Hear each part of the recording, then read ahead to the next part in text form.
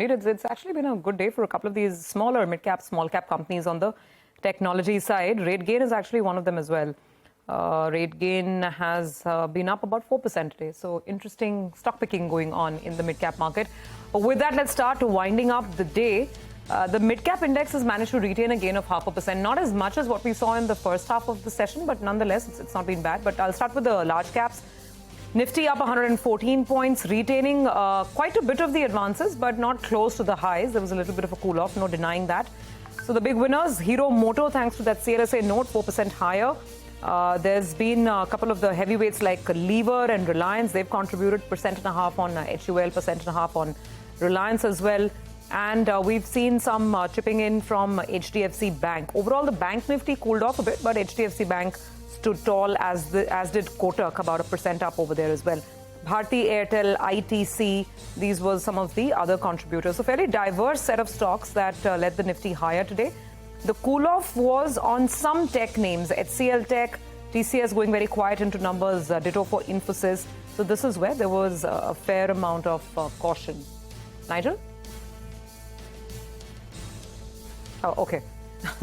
I don't think we're through to Nigel. But Prashant, overall, I guess the bulls will be happy with this kind of a performance. Not quite at the top of the day, but at least consolidating yesterday's move. Yeah, absolutely. Except the banks, right? The banks index, intraday range is 300 points and we end 150 points higher. So there was a lot of give back from the day's high. Actually, even the Nifty, it's a good outcome, absolutely, no doubt about it. But the fact is, you're not very far away from, where we started. So I think we cannot build on the gains in any substantial way. The high was 19,840 and some 40 points were given back by close. The adjusted close should come up in just a bit from now. Just a few losses which came through. There's, of course, Bank of Baroda. The PSU banks like Central Bank, IOB, etc. stood out on the downside. There was ICICI Pru, which lost a little bit. JSW Energy, Quick Heal, which has had a fantastic run in September and has continued into October as well.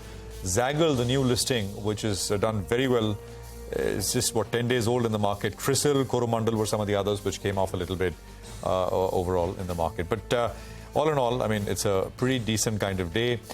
Later today, we have the Fed minutes, which I think will be top of mind. But the more important thing, of course, will only be disclosed tomorrow, which is the monthly inflation numbers. I'm talking about the US.